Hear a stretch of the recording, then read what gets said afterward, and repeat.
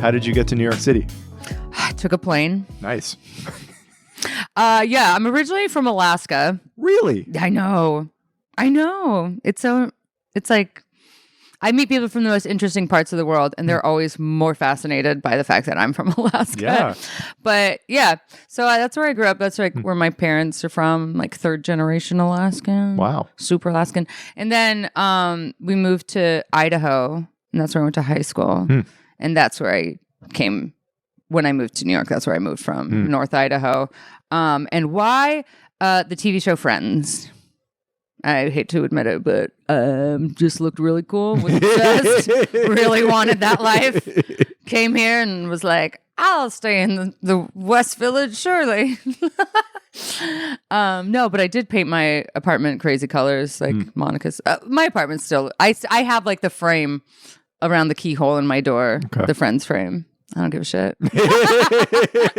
Yeah, I'm so basic. I'm sure everybody asks you this, but Alaska, do you know the story as to how your family got there in the first place? Yeah, so they were a couple generations ago, early 1900s.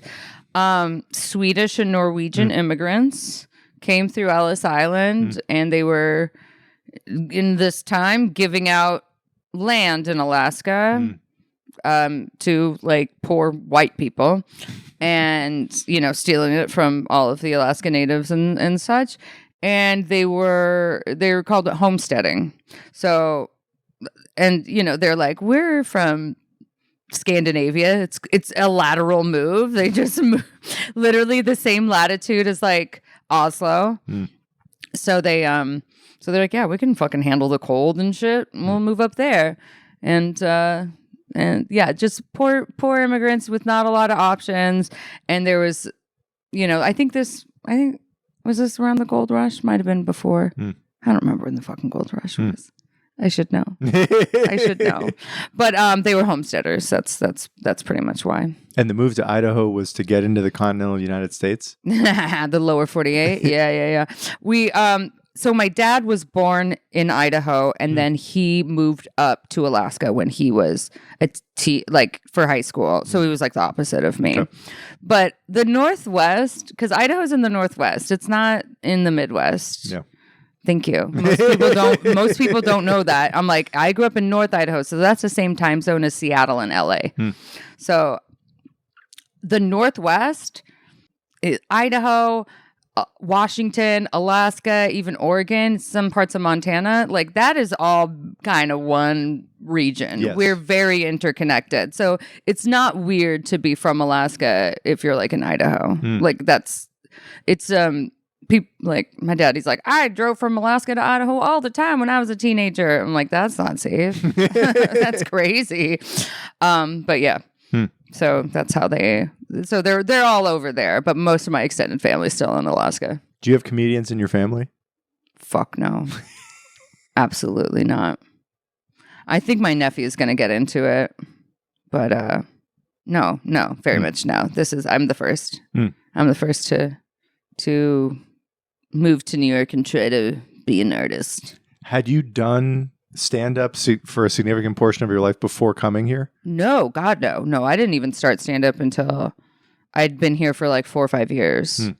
And then I was actually, I never thought I was going to do it. I always loved stand-up, but I never was like, me, I can do that. Like, never.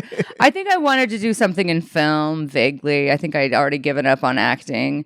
I wanted to be an actress in high school. And then I went to college, and then they were like, you're not actually the best person here. And I'm like, what? Oh, I don't want to do something that I'm not like great at. And like, I didn't get cast in my first play. I'm like, I'm quitting acting. Fuck that shit. I remember I was the best in my little high school. I wasn't even, but yeah. So I had kind of given up on my performing dreams. But then I just was like dating some comedians, and I was like, oh. I'm funnier than you. I didn't. It was like the most inspiring thing I ever saw was Bad stand-up, my first open mic. And I just stumbled upon it when I was just drinking with some girlfriends. And they were like, there's stand-up in the back. And I'd been to like the Comedy Cellar a lot. Oh, I dated a waiter at the Comedy Cellar. So I would see shows like the best stand-up in the world. And I was never thought, that's me. That's me one day. I was like, this is so hard. I could never do this. So impossible. And then I saw an open mic and I saw people who were bad at it, but they weren't like, they didn't want to kill themselves afterwards. They're like, yeah, I'm just here working on my jokes.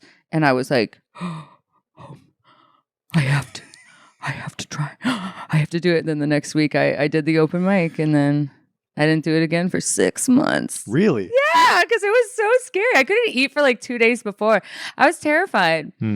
I don't know. I think when I started doing it more routinely, I was just like so depressed and just like unhappy. And I didn't have any like real fulfilling personal relationships in my life. So I didn't have anything to lose. I could spend hours at an open mic to get 3 minutes of jokes on stage. And then once I realized that no one really cared if you were bad because everyone was kind of bad at that phase, it's like, oh.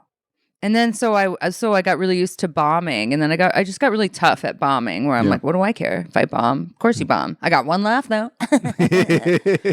And I think I started moving up through the ranks, not because I'm like super talented, but I could shake off a bomb much easier than a lot of my peers could. Like people would be like, it would ruin their night. Yeah.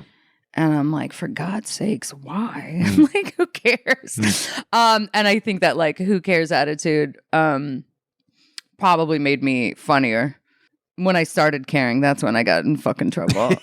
When I was like, I have to do this. I have to be amazing. Every industry showcase, I always kind of just was like, blah. But if I'm like, had a couple shots and I'm like, whatever, let's do this, bitch. Who gives a shit? I'd like win a competition. Tell me about the first time you did it. So it sounds like you said you couldn't eat for 2 days before. Yeah. What do you remember that moment pretty clearly as to what finally inspired you to give it a try? It was always like, it's on like my bucket list. I'll do it. But when I saw an open mic and then like, I think I like made out with one of the open mic hosts afterwards. And he's like, you should come back and do this. And I was like, I will. Yeah, I'll do it. But it's so lame. I took like 4 friends to come see me to do this open mic.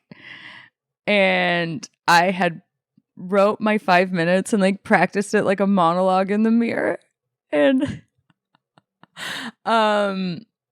then we get there and I'm so nervous. I'm like buzzing out of my seat. And then it was like a wheel where they're like, I don't know, you pick a number. And so it's random. Who goes up next is a wheel. And I watched like, it felt like 100 fucking people go. We were there for like 2 hours and all my friends were like, are you going to fucking go up? I'm like, I don't know. It's a fucking wheel. Yeah. And I finally went up towards the end. And of course I crushed because I was with all my friends were there. And everyone else felt bad for me. And of course when I go, it's my first time doing comedy. Everyone just like erupts into cheers. And that's the reason I didn't do it again for 6 months, because I'm like, I had watched enough, stand-up interviews and podcasts about and I think Patton Oswalt was like, no, if you crush your first time, you're gonna eat shit your second time. You are gonna eat shit. You have to get used to it now. Eating shit is part of it. You're gonna eat shit. And I was like, the high. After I got off stage, I like cried. I called my dad. No, it was so dramatic. This is like the back of a shitty bar. Like this is not like a huge stage. There was like maybe 6 other people there besides my friends. So, but I was like, I did it. That was it. And I was just kind of thinking that was a one and done thing. And people were like, oh, there's a mic over here. You want to come? And I'm like, no, I could never. Oh no.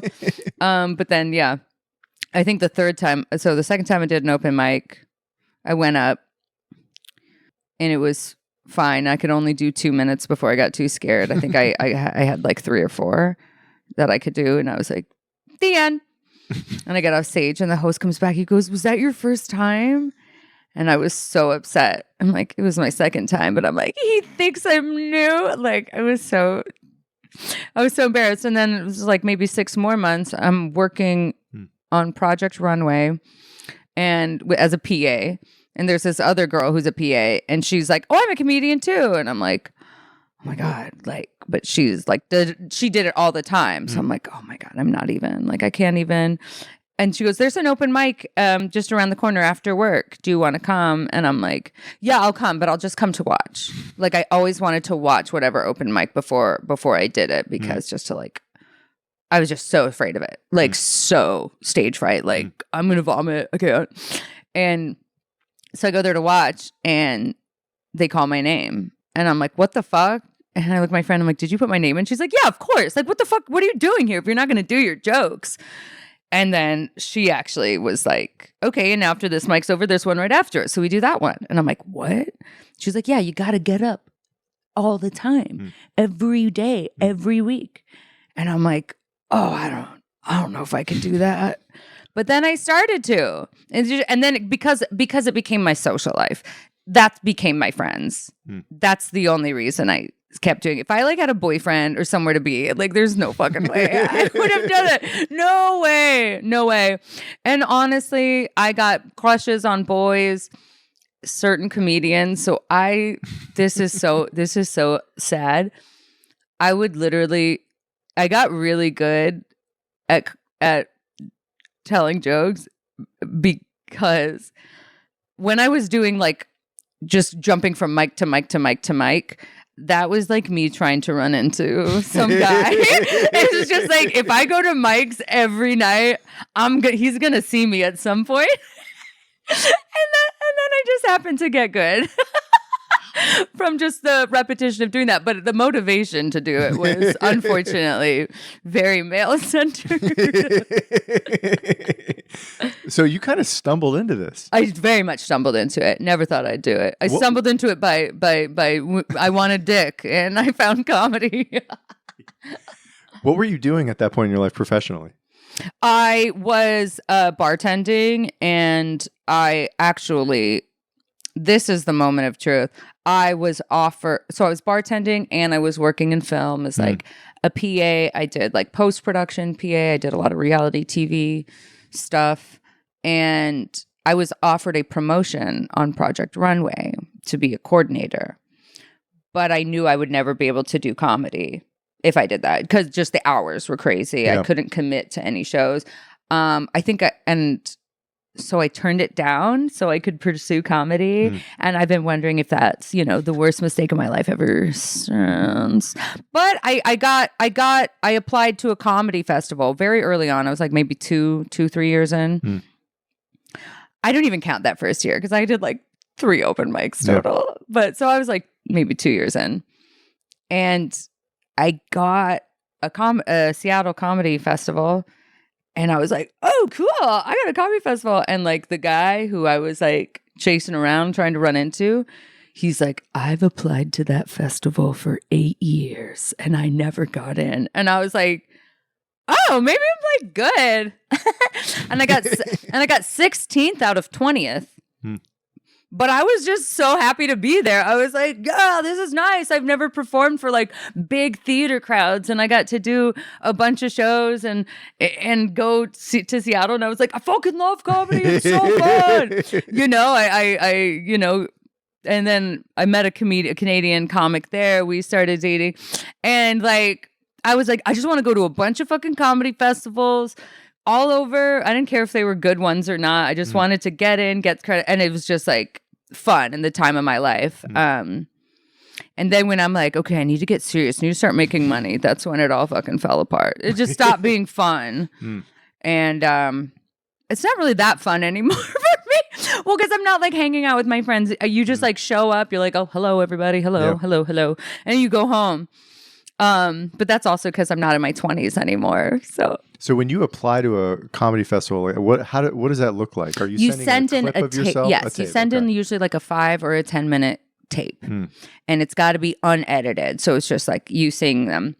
And I got really good tapes early on because I did something called bringer shows. Yeah. Do you know those? For sure, yeah. Yeah, have you been brought? I've never been brought. No. Yeah. but Oh a God. lot of comedians. I've interviewed You have keep talked meeting about this. comedians. They're gonna be like, "Hey, do you have $30 and 2 drinks in you and tip?" And Like, 3 hours to spare. literally. So I did bringer shows because I was bartending. I did have people who I knew who had more money than like the 23-year-olds who all their friends were other broke ass comics. I had people who I'm like, come to this show at like 4 p.m. on a Saturday. And they're like, we'll be hungover, but we'll do it. And then, and then a bunch of people suck.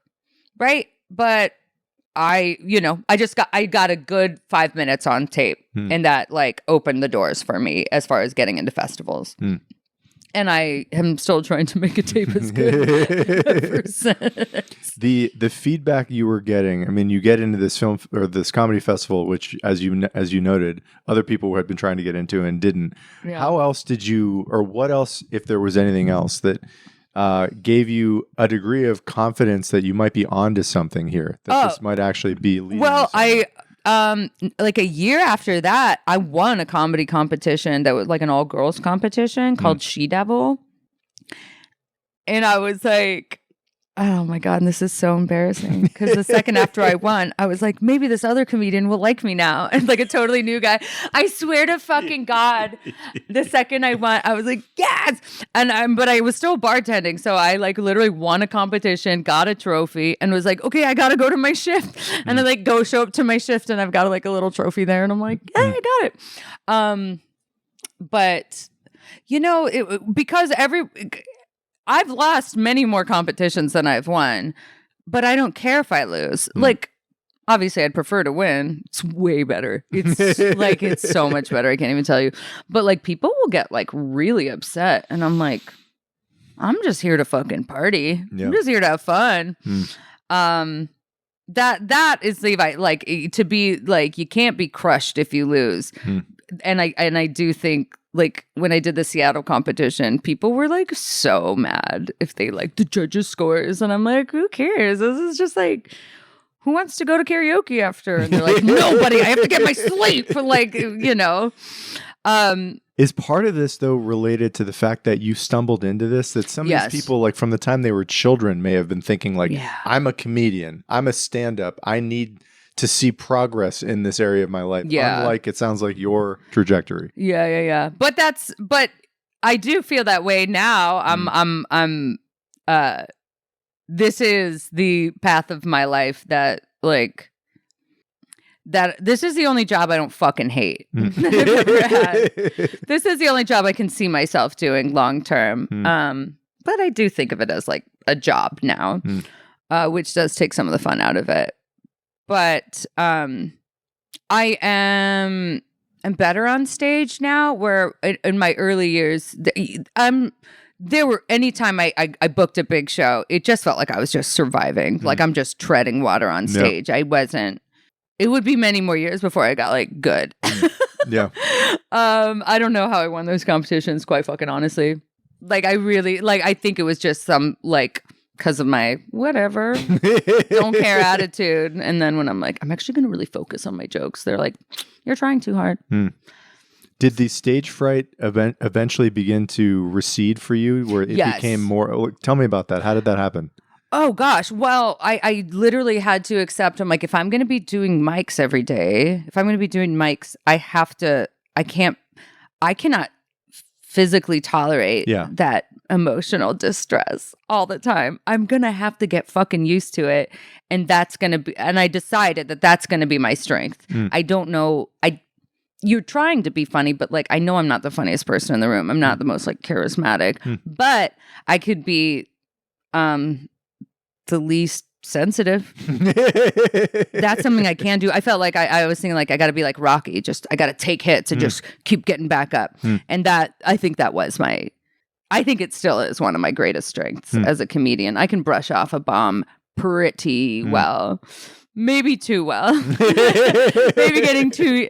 I think there's probably a time where I was just too used to bombing and I wasn't holding myself to a higher standard that I know I could be pushing towards, like being better. You talked about the job you turned down so that you could free up your time to go into comedy. Yeah. Was there a point at which, I'm guessing there was, you decided to decline other work, bartending work or otherwise, to do this 100%? I'd love to hear about how you made that decision. Oh my God. It's been crazy. Yeah. The jobs I've had to turn down, the people I've had to like cover my shifts last minute. It's like the better I'm doing in comedy, the more time I have to take off work and people hate me. My coworkers are like, she's so unreliable. And I'm like, no, I'm just trying to do my dream. So what I actually did when I got offered that promotion for Project Runway, I worked in a smoking bar, like a cigar lounge, but you could smoke cigarettes. And I had quit smoking, so I had to quit there, which was such a bummer because I made a lot of money there. And I'm like, I'm the only person who quit smoking and lost fucking money.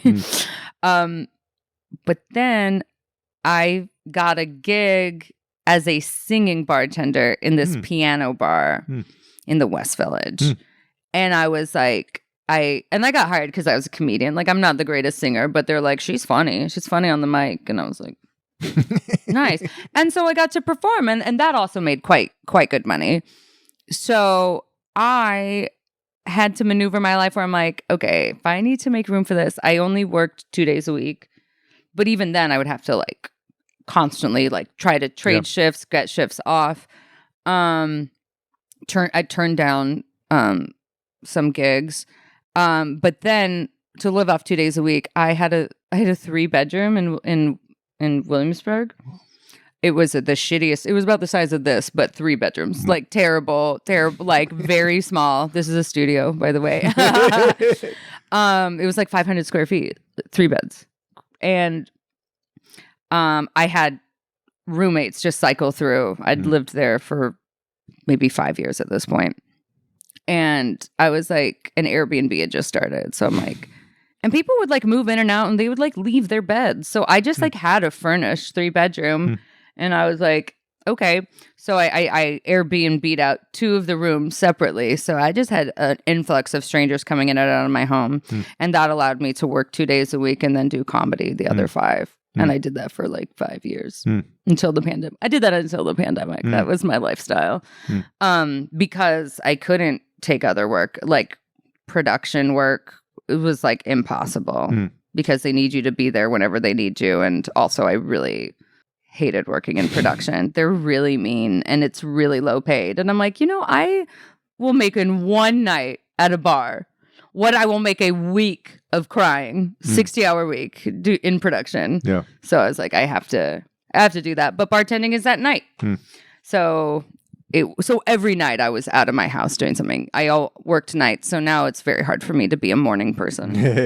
During that 5-year period, could you tell you were getting significantly better? And if so, how could you tell? External validation, quite frankly, like people booking me more. I ran a show at the Knitting Factory for a while.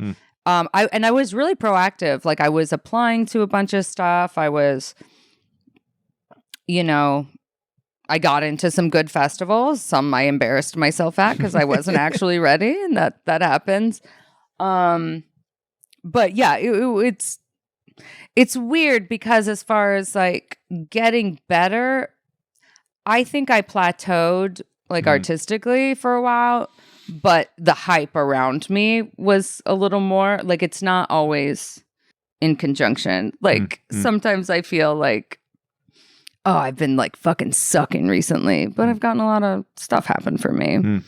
Or sometimes I like right now, I'm kind of in a lull, but I feel like I'm like white hot on stage right now. Like I feel like I'm in good comedy shape. And then sometimes I feel like it ebbed and flowed where I was like, oh, I guess I'm doing good, but I'm like, when's the last time you wrote a joke, bitch? Like just because a manager reached out to you doesn't mean that you're like better now than you were last year.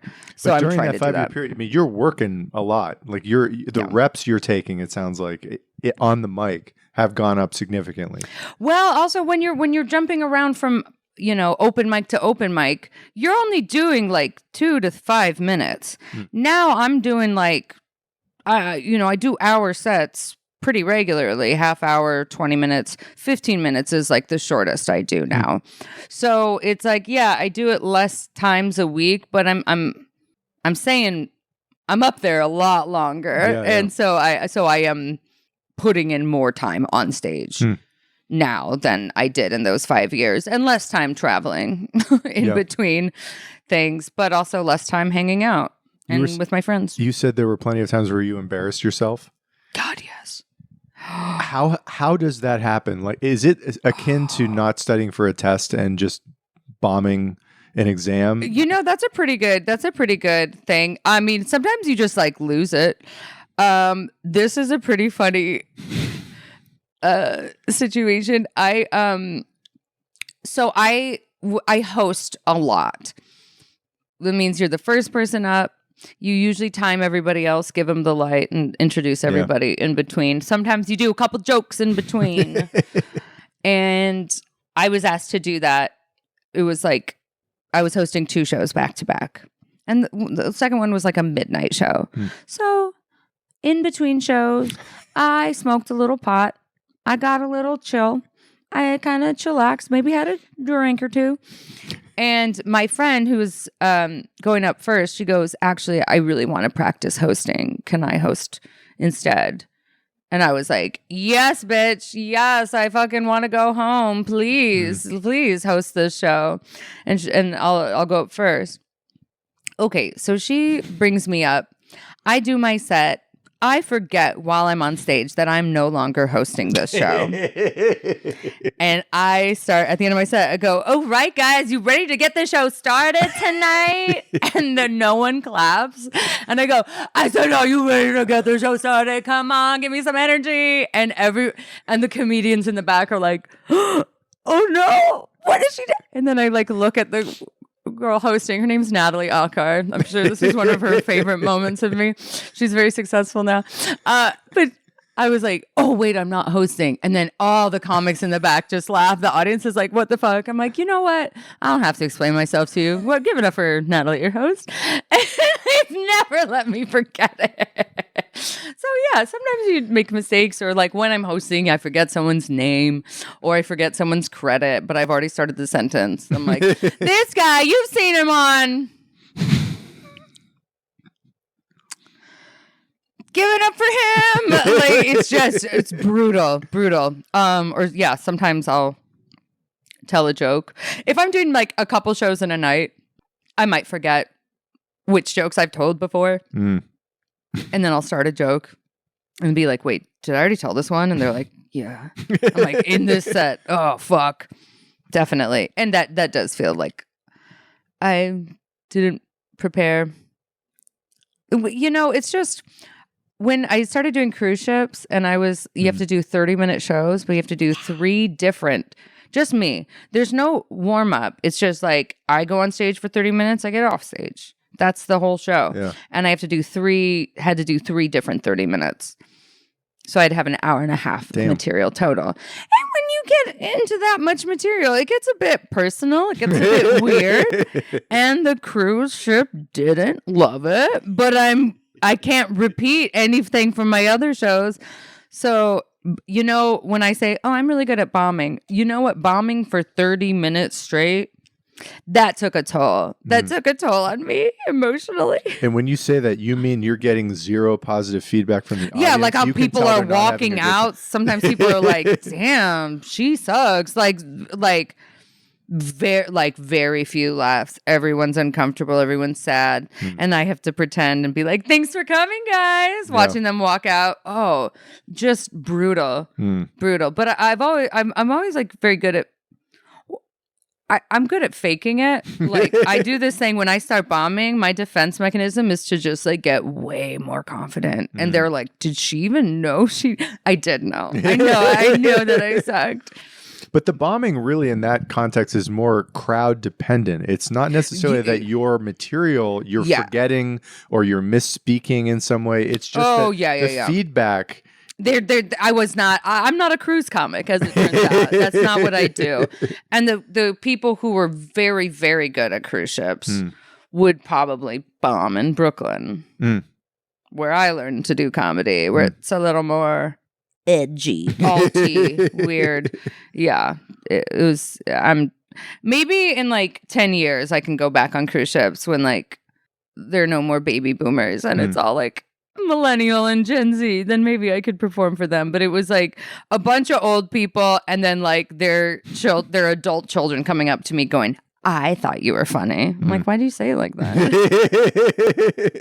The cruise ship opportunity. I've talked to comedians who have done a whole lot to get paid as a comedian. I don't think I've ever spoken to anyone who's done the cruise ship. Because they stay on cruises. They barely, if they're successful, they like, I felt like I was barely in New York. You're just jumping from cruise to cruise. So you stay on board for the duration of the journey? What does that look like? just for the one sailing, right?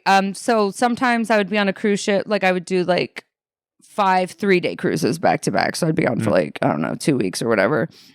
Sometimes I would just go on for 5 days, hop to another ship, do another thing. But you're not like, it's not these big, huge, long contracts where you're just there for like 8 months. Yeah. Like if you're like a cruise ship worker as a guest entertainer, it's a little bit more flexible and it's good money. Like it's good money. I wish I would have like toughed it out. I wish I would have been great. Technically, I got fired for fucking a customer, a guest. That's why. But while they were willing me out and I was crying, they said, "You were really funny." That's a fireable offense. Oh God, yeah, it is. People really. That's like the number one rule. You can't fuck the customers. You really can't. Of the things that you've done to, in terms of the comedic opportunities you've had, you said it pays well. Yeah. The cruise ship. What is the most beneficial, just purely economically, of the things that you've been involved in? Which ones are the most lucrative? It depends on the cruise line. Some cruises, yeah, that's good because you'll get like, you can make like $3-4 grand in a week on a cruise ship, and it's like, okay, Carnival, you made like $1,500 or something like per cruise, but sometimes you're on a 2-week cruise, so it's like $1,500 for that. And they made you do more shows. And then sometimes you're on a 3-day cruise, but then you have to do like 3 shows a night. And they're like different shows. And Norwegian was the best because I did like 2 45-minute shows over the span of like 7 days. Wow. I'm like, that's awesome. And then I got paid a lot. Really shouldn't have fucked that person. Anyway. College gigs are good. It's like because the higher that you rise up, the more you can like start to charge. But like college gigs, I loved it. I would just go drive to somewhere. If you can book, it's like how closely can you book gigs back to back? But you get like $1,500 to like $2,500 for like one show at a college. So if you're like in an area like the tri-state area and all the colleges around there and you bust that out all in like 1 week, you have great money. But sometimes it'd be like every 6 months I'll have like one college show in like Evanston, Indiana or whatever. Yeah. I hope it's in Indiana. Illinois. Oh, fuck me. Oh, no. I loved you so much, Evanston. Damn. Or Menominee, Wisconsin? Minnesota, Michigan? Fuck. Well, the lifestyle of all of this travel, you said earlier that it eventually, the more seriously, I don't want to speak for you, but what I got from your comments were that the more you took it seriously, the less fun it became. Yes. That is a, I think for most people, a pretty difficult lifestyle to be hopping from cruise ship to travel around to. Has that worn on? Do you still get energized by those opportunities or? Are you at a point where it's like you'd rather just be in New York? Oh yeah, no, I've definitely like older. I'm like, I fucking hate traveling. No, my first cruise ship, I'm like, I'm packing my bags. I'm getting a cute little thing. Woo! I'm getting on the ship. I'm getting a drink, and now I'm like, God, kill me if I have to spend $15 more fucking dollars on this fucking water bottle. Like I'm like a cranky person. I would love to. I like a nice, easy trip. Yeah, when I have a road gig, I'm like, oh, it's Connecticut. Oh, thank God. Just a 2-hour drive. But like, I am definitely willing to travel. What I would really love is to be able to travel and like make it easy. Like do a little Northwest tour, do like a California, like do a couple shows with just like 1 or 2 flights. I hate just flying to like separate, like come to New York, come back. Okay, do this one day, come back. I fucking hate that. But I also, I get like really homesick. I have a husband. I have a dog. Like I just want to, all I want to do is like go home to my dog and my husband, obviously. Did you get to a point where you lost any imposter syndrome that maybe you once had? Where you felt like you belong and that you're now a professional comedian. This is something that you're a part of this and that you fit. Yeah, I did. When I won my second competition, I was like, okay, that was the co-ed version. I felt very confident. And then I had a bunch of things that just like knocked me down that I'm like, oh, I really thought that would like get me an agent. Oh, I really thought this would be my big break. I thought when I auditioned for colleges, that would be the fucking thing. And I only booked like 2 or 3 schools, and that barely paid back what it costs to audition for colleges. So there's so many different things and ways to measure success. But I think one time I do remember specifically after I did my first college gig and I got that check and I went back to my hotel room and I'm like, look at me, I'm a traveling fucking comedian and I'm fucking, look at me staying in hotels. Because I had traveled a lot, but that was for comedy festivals that are my dime. Like I'm getting, so to be like, oh my gosh, I'm traveling and I'm like making money from it. That's crazy. But I go back and forth all the time where sometimes I'm like, bitch, I'm a motherfucking comedian. Like when I meet another comic who we've never heard of each other, and I can tell from looking at their face, they're like, oh, you're like an open micer. Then I feel like, bitch, do you even know who I am? I'll fucking kill you. Have you done an hour in a mask, bitch? I did during the pandemic to 4 people. That was one of my college gigs. It was in this huge auditorium. Oh, God. And there were 4 people in a huge auditorium sitting separately. I start my set, and then the guy comes up. He goes, no, I'm so sorry. You have to wear the mask. I had to wear it while I did my set. To me, I'm like, that's a fucking comedian, baby. Yeah. Oh, you tell jokes and get laughs? Anyone can do that. Fuck you. Yeah. I did some hard shit. No, every time I have like a weird gig, I feel like I got a battle scar. So yeah, so when someone's like, "Oh, I've never really heard of you," and I'm like, "Yeah, but you don't know what the fuck I can do." Like that's when my imposter syndrome goes away when somebody like looks at me like I'm not really a comedian. I'm like, oh, bitch. Like my confidence soars through the roof. How important is it for you to physically be in New York? I don't know if you've ever considered leaving, but all the time. Yeah, no, I mean, I'm tired of like how expensive it is, but I couldn't imagine being anywhere else. I couldn't imagine doing comedy anywhere else. This is like all the comedy clubs are here. If anything, I'd do LA, but I would have to have a reason, like a job or something lined up out there. But yeah, no, I don't know. Like, honestly, if anything, I'd like move out to Jersey, get a house, have some kiddos, or Long Island or something. But I don't, there's no other city for comedy besides here for if you want to get on stage. And I do genuinely think that New York comedians are just like so much better than any other city, as just by the way of how quickly you can get good here. It's like a very intensive boot camp. Yeah. That when I went out to like LA or some other, like you can get stage time, but you're not going through these like ruthless open mic rooms like 3 times a night, 6 times a week. It's like the best training ground in the world is here. I believe so. An athlete would need a great training ground to become the best they could be. Yes. I truly feel like that. And if you are someone who wants to be getting on stage a lot, which I am still, this is a great place because like I can do 2 shows in a night at 2 different places easily.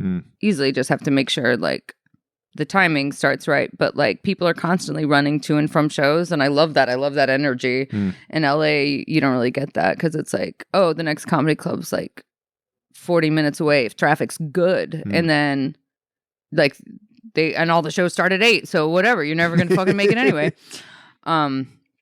So yeah, no, I if I move somewhere else, I would have to be coming back here all the time. I feel like.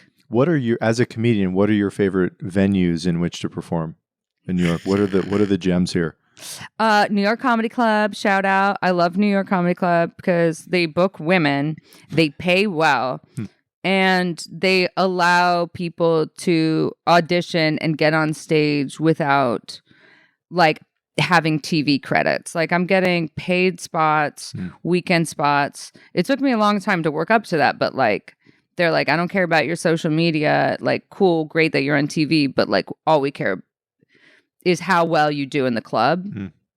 And that was hard transitioning up to that because I went from, in my mind where I'm like, I'm one of the strongest performers here in my peer group or whatever, in my class that I came up with.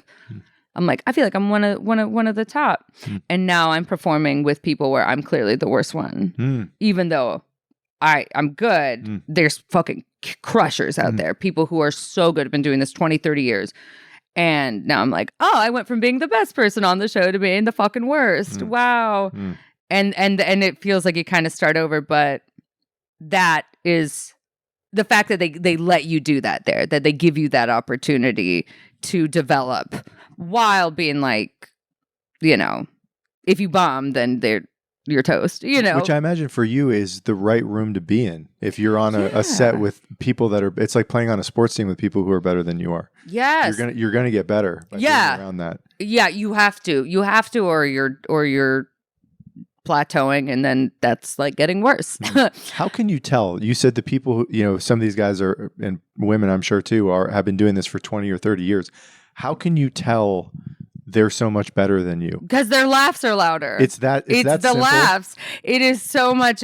That's what great thing about comedy. If it's working or not working, it is very fucking obvious to everybody.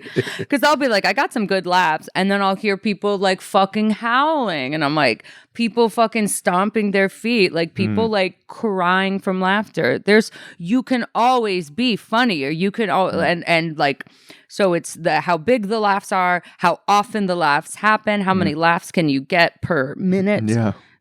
All of these things, I pay pretty close attention. And now, I'm always trying to be like, nope, I can add a laugh there. I need to punch that. That laugh needs to be better, more, and yeah, but no, when I'm like, I did a great job, and everyone else did a fucking phenomenal job. Yeah, then they're not like, oh, she sucked, but like they're not remembering me from that show. Who are the great crushers you've seen? I don't know if people come to mind, but oh god, of course. Like, oh my god, Mike Britt is so funny, and I go. Luckily, I don't go follow him going after. That's always like, oh no. But I'm hosting shows where he's on, and he's so fucking funny. He's played small parts on like a lot of big shows, Kimmy Schmidt, The Chair Company, Righteous Gemstones and stuff. And I know all this because I'm giving his credits when I host. But when I knew I'd seen him on stuff before I met him as a stand-up, and I'm like, oh, I didn't know he did stand-up, and he's just so funny. But he's very loose with the crowd. Well, he talks to them a lot.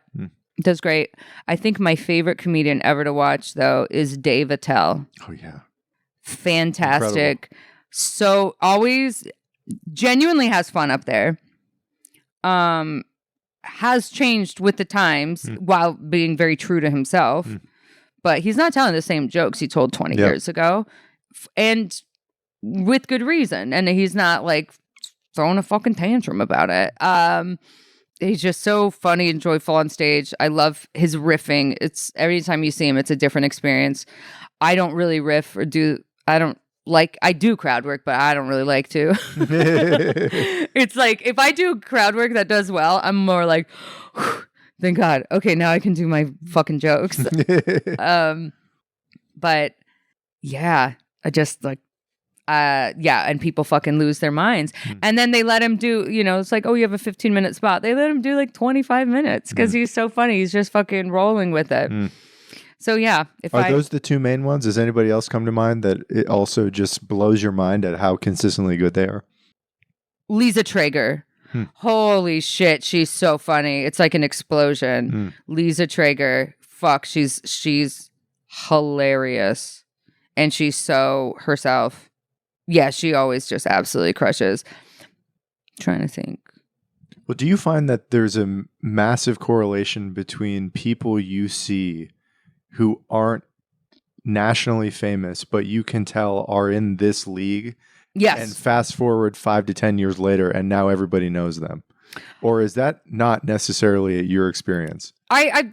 There's some people who would fit into that category where I'm like, oh, it's only a matter of time before you blow up. I would say most common, like, people are like, I think are so funny, but then they don't blow up because a lot of blowing up is fucking being rich, hiring a publicist, not having to do a day job. Someone who is like, I can pay somebody to post these videos. I can so as far as someone who gets popular and someone who's very, very funny, rarely does that. Are they popular because they're so funny?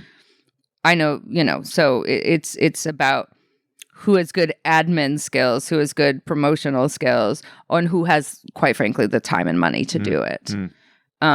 That's the behind the scenes reality of the people who end up becoming famous. In your experience, is like they're playing for that game, and they have the resources to be able to improve the odds of them hitting a home run in that trajectory. 100%. 100%. I know. I'm so mad at my parents for not being rich. I was like, you guys really fucked me over. But that is not I don't think that is the common cultural view on the people that rise to get the biggest Netflix specials.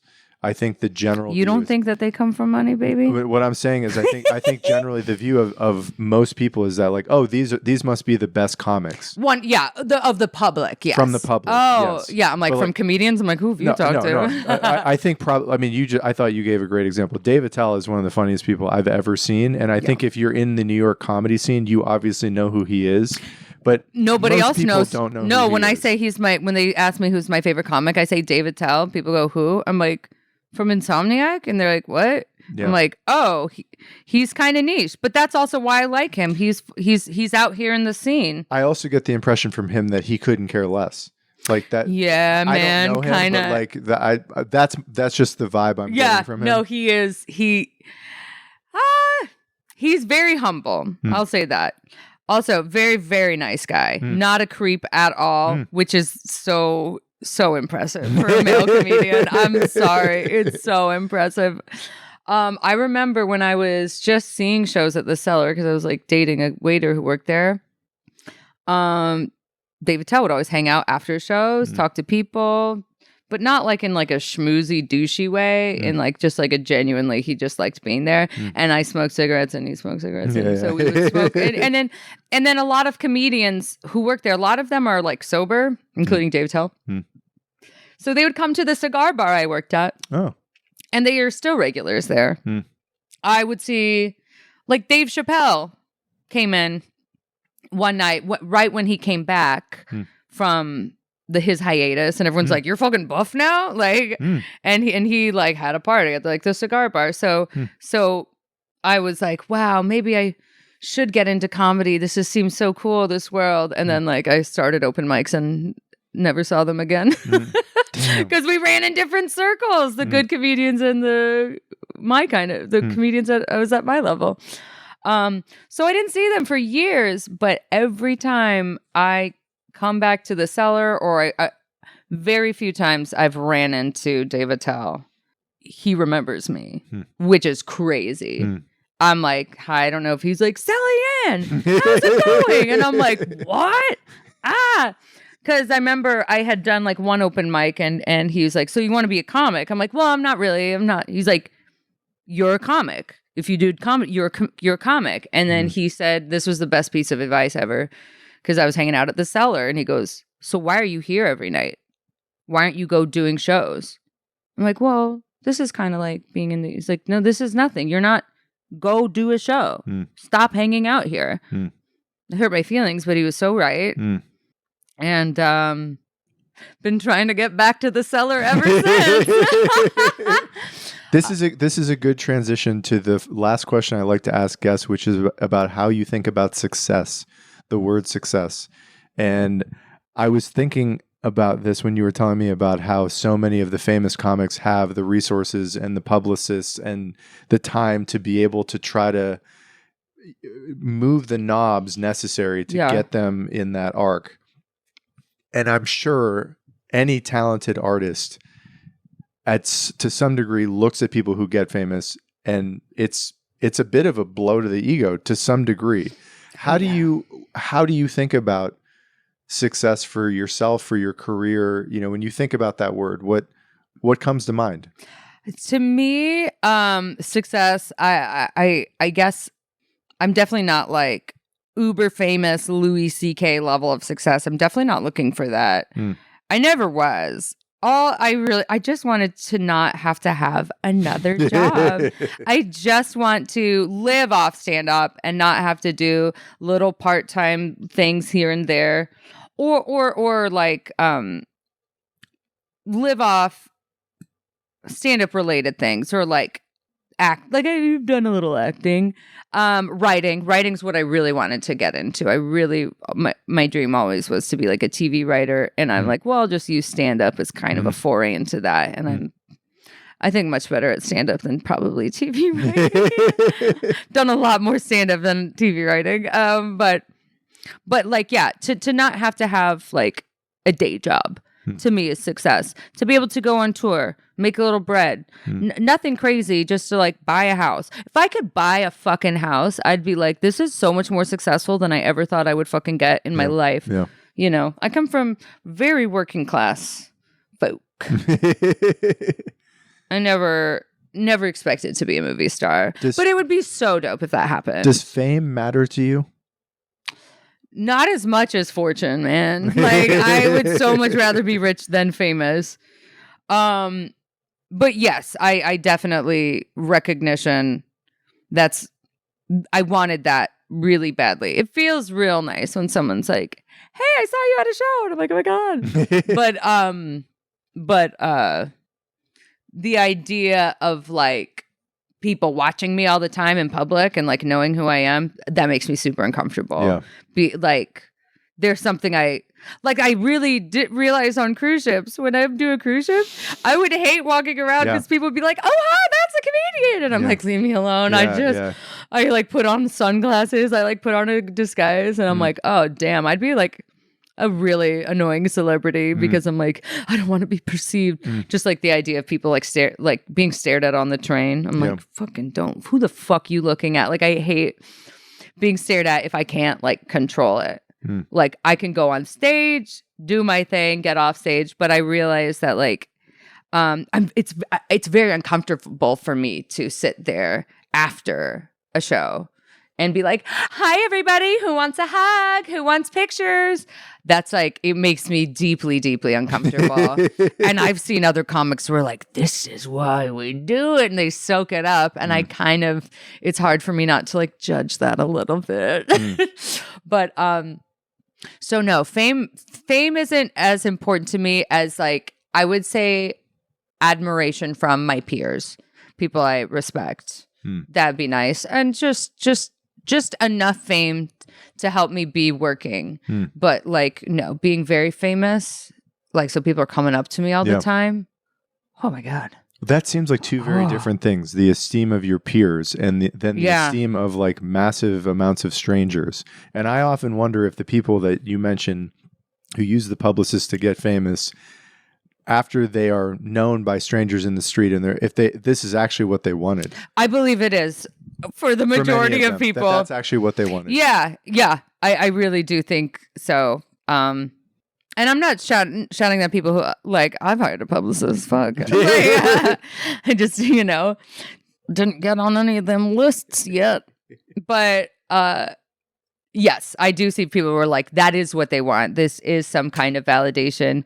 I think that when I started cruise ships and I was like doing comedy full time, I kept asking myself, and I felt very, as an artist, just like, oh, I thought this would be so much more fun. I thought this would be better. But it was also like, because I'm with a crowd that doesn't connect with me at all. And it's not the type of comic I want to be at all. Yeah. But I was like, okay, I've proved everything. I'm a comedian. I'm funny. I'm a working comic. Now what? And now that I don't have anything to prove to anybody anymore, I'm like, fuck, what do I want to do? If I could, that's what I kept asking myself when I struggling writing new jokes. I'm like, if you don't have to prove anything to anybody anymore, what do you want to say? And I didn't know the answer to that question. I didn't know what I wanted. I do feel like now I don't have that chip on my shoulder where I feel like I have to prove myself. I know I'm funny. I just want to see how good I can get and what it is that I actually really want to say as an artist and what I really want to be. And now I'm focusing on that. And because I don't know. I already did more than I ever thought I would do. I'm already much better at comedy than I ever thought I would be. So now I'm like, okay, now this is all for me. What do I want? And I'm trying to focus on that. And it turns out I don't really want the like fame of it, but like, Lord knows, does it feel good when I'm like at a bar and then someone is like, were you at a comedy show? And I'm like, oh, my fans. But like, I hug those people harder than they hug me. Like, I'm way more excited to see them than they are to see me. So it's nice, but yeah, I just want to fucking have money. That's really what I want. I just want to be able to have money and to know that I made that money from my brain, from my intellect, because I'm just really bad at other jobs. Like, I can't even tell you how like much I suck. What are you finding you do want to say that, increasingly as this is becoming seemingly more about you expressing yourself? Yeah. I'm still figuring that out. Yeah, I realize I'm not like as observational as I'd like to be. It's just really personal stories. But I want to make good points. I have like a blowjob joke that I think's really, really going to change the world. No, I don't know. I just want to be as funny as possible and to be proud of the material that I have and not be like, this is hacky bullshit. It's really that simple. I don't think of myself as like a philosopher or anything like that. I don't want to be. I'm a silly goose. Yeah. Thank you so much for doing this. Thank you for having me. My pleasure.